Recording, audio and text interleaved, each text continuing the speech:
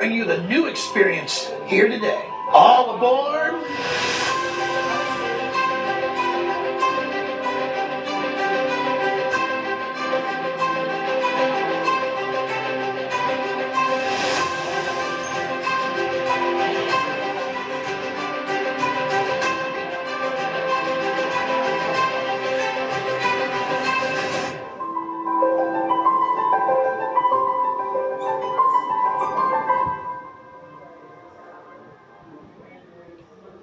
After its initial invention in Europe, the idea of machine-powered railroads began to rapidly take hold in the young United States.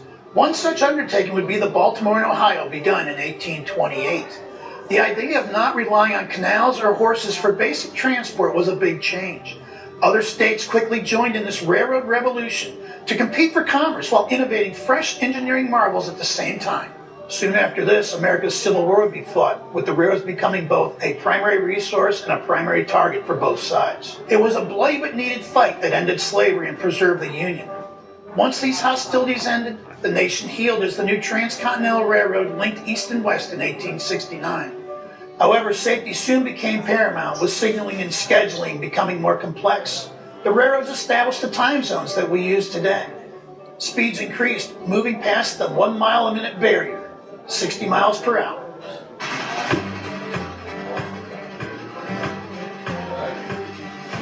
Johnson City became part of America's railroad story in 1853, when merchant farmer Henry Johnson built a locomotive water tank on his remote property on Buffalo Creek.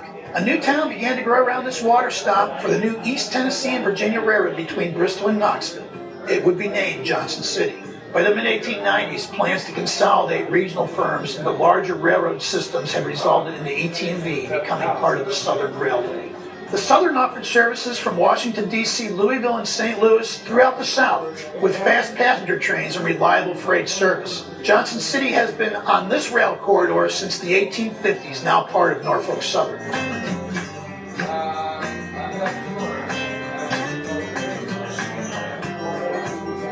To reach a large magnetic ore deposit in Cranberry, North Carolina, a railroad line was proposed between there and Johnson City, and it would eventually be built in Arrowhead. Formerly known as the East Tennessee and Western North Carolina, it became known as the Tweetsie in this region, and Johnson City would be its headquarters for its offices and its workshops. When finished in the 1880s, the ET&WNC interchanged materials in Johnson City with the existing Southern Railway.